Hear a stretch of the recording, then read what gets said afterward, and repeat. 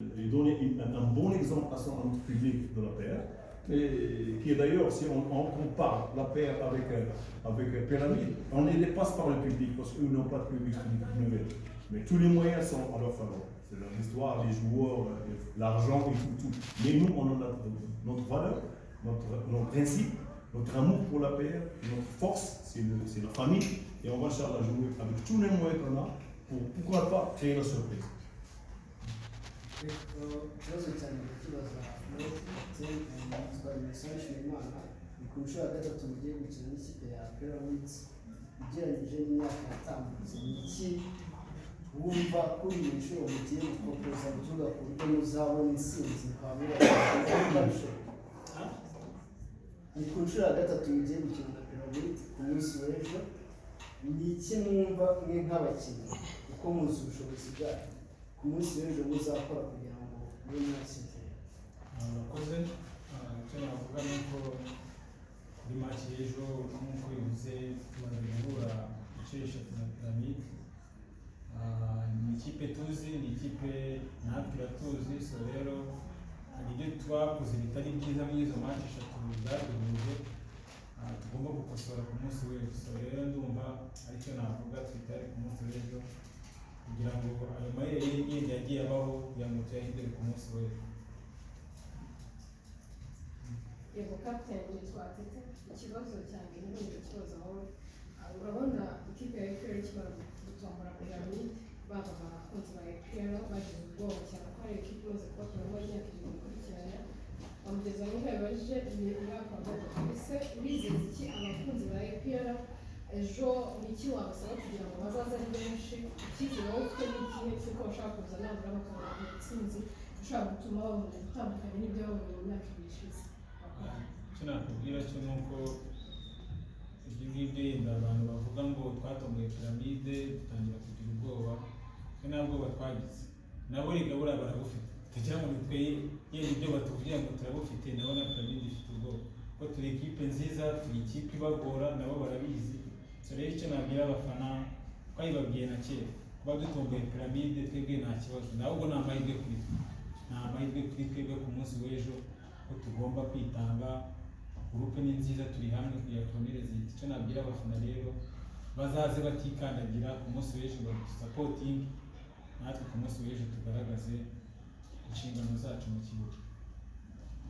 Ako nitwa Pascal na David Neza.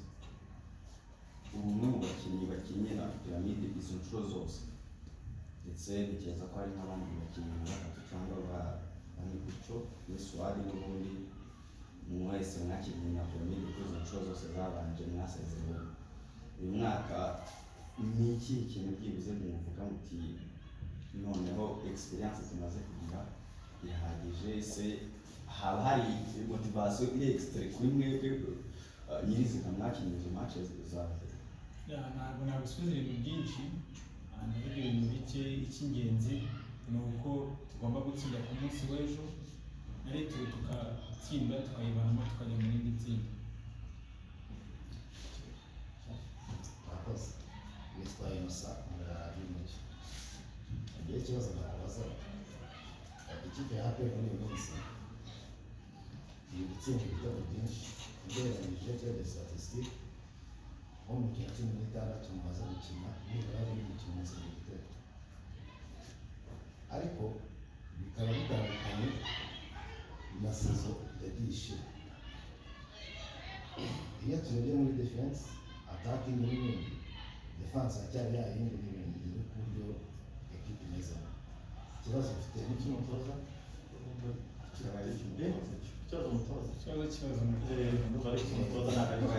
ariko nagikomeze n'ubundi umutoza ndagisubiza. na kapiteni w'iyi equipe reka tukibazo umutoza bari muri nicyo ngicyo. yego nta kibazo, ikibazo umutoza nta kibazo. Ok, coach, la question était pendant les 16 matchs qu'on a joué, l'Apple a concédé des buts, plus de buts par rapport à l'année passée, mais alors que la défense n'a pas changé. C'est parce que pour vous, qu'est-ce qui s'est passé? Pourquoi on est en train de concéder des buts? des occasions et des buts par rapport à l'année passée? C'était faux. Donc c'est plus. Je sais pas.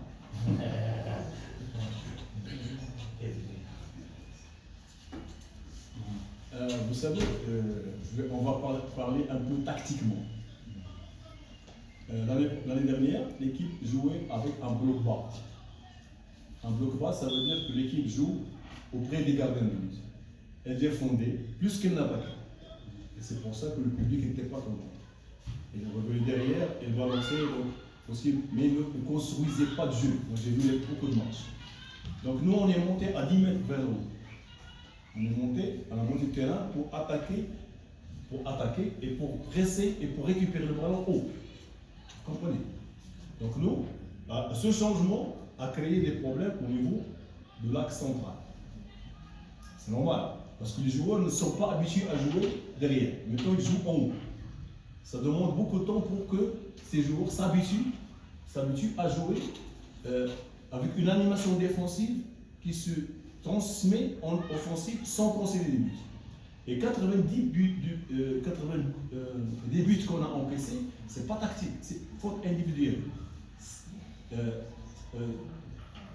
La plupart des buts, c'est un de mes joueurs donne une mauvaise passe pour la deuxième.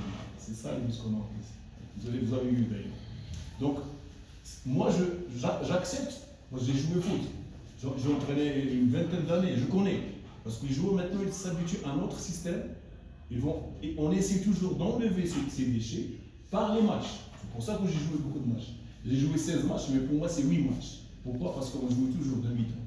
Beaucoup de remplaçants et ça tournait pour préparer l'équipe au championnat et au prochain trophée dans l'avenir et en Coupe d'Afrique. Donc c'est vrai que avec Younes et Klima et Alio, c'est de bons joueurs.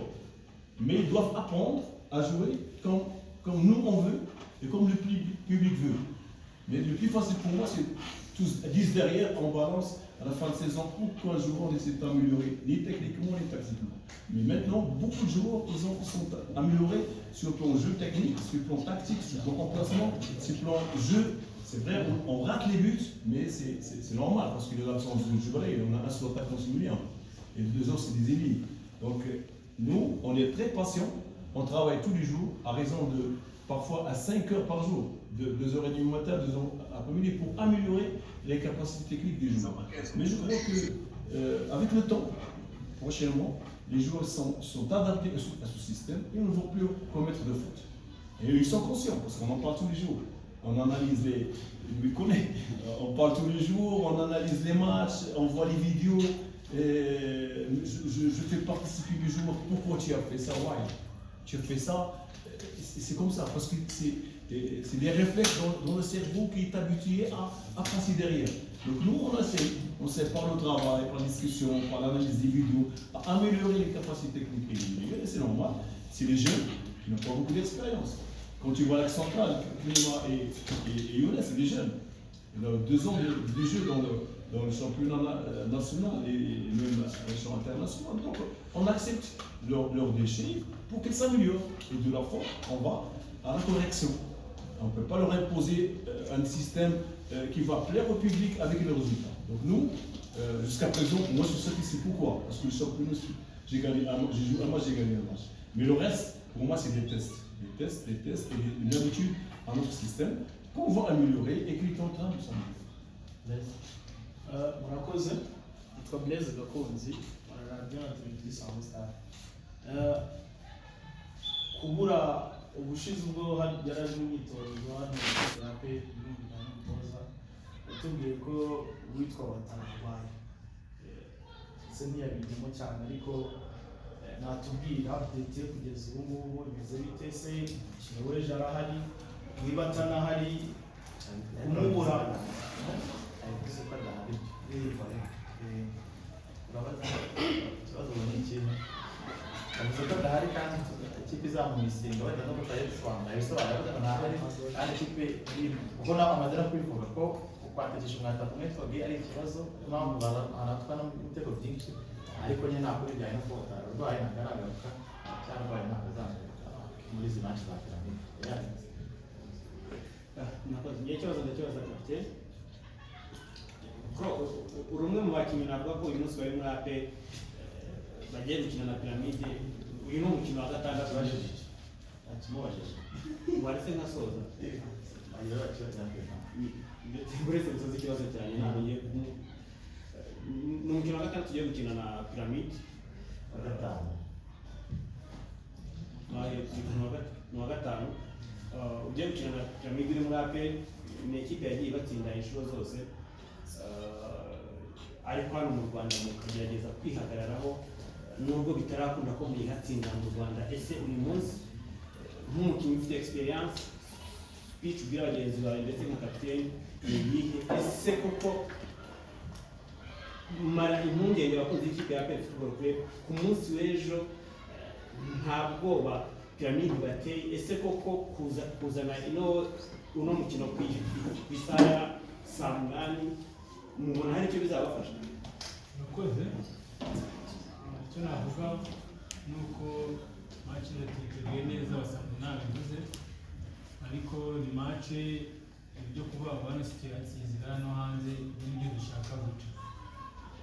Dushaka guca kugira ngo natwe tubatsinde n'abo tubatsinde. So icyo navuga cy'amasaha buri muntu wakiriye aba afite uburenganzira bwo kwakira amasaha ashaka kandi kafuye cyane ifa.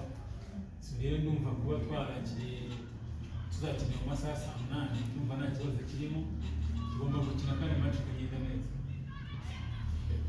Ariko kuva wenda tugaruke inyuma gatoya mu buryo bw'umupira tujye mu kibuga, iyo mugiye gukina n'amakipe asa nkaho akomeye cyane, tuvugisha ibintu kuri ni ekipe champion, ni ekipe yatsinze amakipe akomeye nka Al-Ahly, mwebwe nk'abakinnyi birabohera cyane ku buryo rero mujya guhangana n'iyo ikipe bakabirije cyane mujya mu kibuga mu buryo rero ngo mwe nk'abakinnyi b'ikipe ya APR nubwo ikipe yakabirijwe